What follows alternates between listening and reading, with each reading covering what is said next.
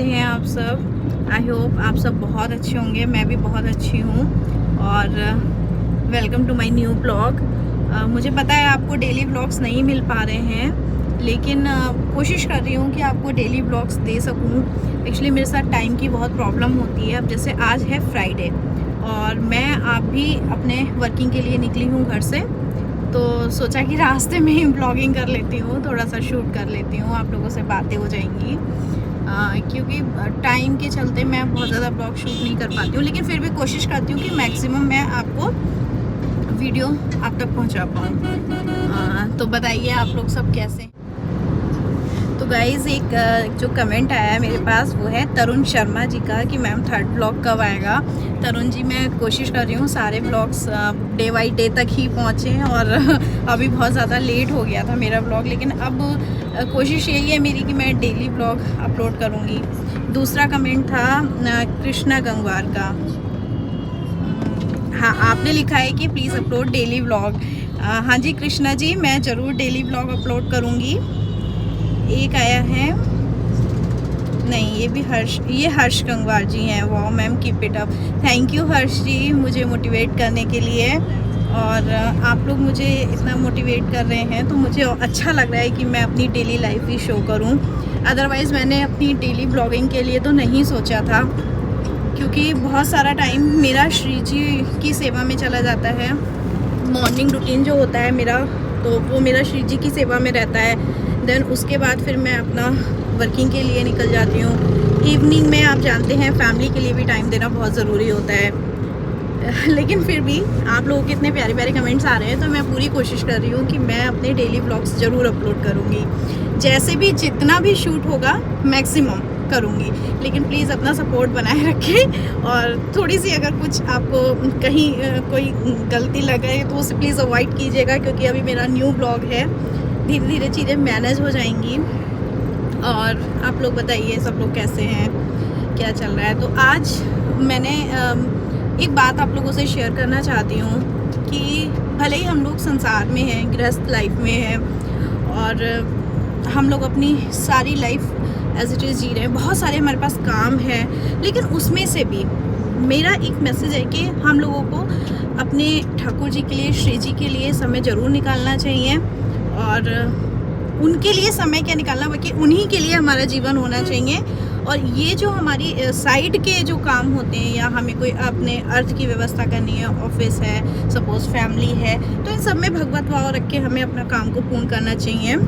अब जैसे मैं हूँ, मैं अभी अपने वर्किंग से निकली हूँ, घर से जा रही हूँ, तो रास्ते तक कोशिश रहती है कि चिंतन अपने श्री जी का रहे।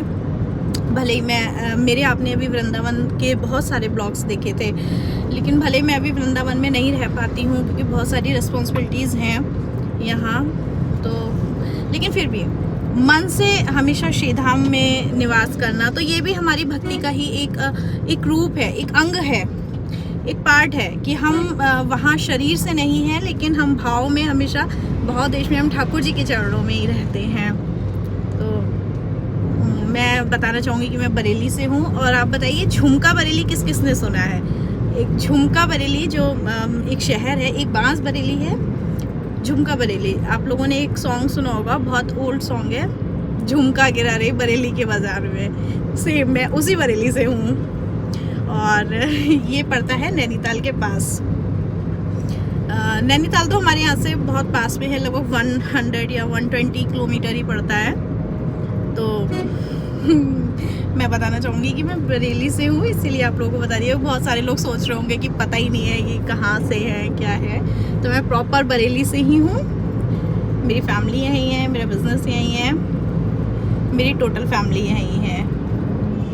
राधे राधे फ्रेंड्स, कैसे हैं आप सब लोग। मेरी अब वर्किंग कंप्लीट हो चुकी है और मैं अब बज रहा है 5 बजने में 5 मिनट, और बस अब मैं घर जाने के लिए जैसे ही निकली थी, बेटे का फ़ोन आ गया और बोला कि मम्मा कुछ पैक करा के ले आना। तो मैं अभी एक कन्फेक्शनरी पे आई हूँ और ऑर्डर किया हुआ है। मैंने सोचा मैं भी कुछ रिफ्रेशमेंट ले लेती हूँ। तो अभी जस्ट बेटे का फ़ोन आया तो मुझे याद आया मैं आप लोगों से भी कुछ बात कर लूँ, शूट कर लूँ, क्योंकि ऑफिस टाइमिंग में तो शूट होना बहुत मुश्किल हो जाता है, बिज़ी होता है शेड्यूल। तो अब मैंने सोचा अब थोड़ा सा टाइम मिला है तो कुछ शूट कर लेती हूँ। आप बने रहिए ब्लॉग में। गाइज़ मैंने भी अपने लिए कुछ ऑर्डर कर दिया है और मैं उसका वेट कर रही हूँ। तब तक सोचा आप लोगों से थोड़ी बात कर लेती हूँ।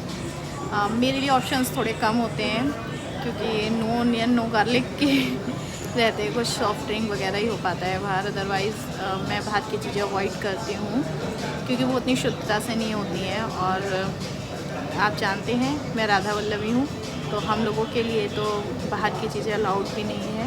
बस थोड़ा जैसे हम वर्किंग टाइम्स में हैं, बाहर हैं घर से, तो थोड़ा पूज्य गुरुदेव ने अनुमति कर रखी है तो हम बाहर का थोड़ा बहुत सॉफ्ट ड्रिंक वगैरह ले लेते हैं। अदरवाइज़ खाने में कुछ नहीं लेते क्योंकि विदाउट ओनियन गार्लिक रहता है सारी चीज़ें, तो ये सब चीज़ें भी ध्यान रखनी पड़ती हैं बहुत ज़्यादा।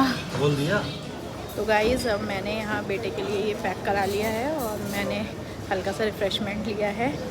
अब मैं जा रही हूँ घर पे और अपना ये ब्लॉग यहीं एंड कर रही हूँ। तो गाइज़ मेरा ब्लॉग अब यहीं एंड हो रहा है और आपको अगर मेरा ब्लॉग अच्छा लगा हो तो लाइक कमेंट सब्सक्राइब ज़रूर कीजिएगा। और आप मुझे इंस्टाग्राम पे भी फॉलो कर सकते हैं, राधा वल्लभी आंचल के नाम से मेरी यूज़र आईडी है। जय श्री राधे, जय जय श्री राधे श्याम।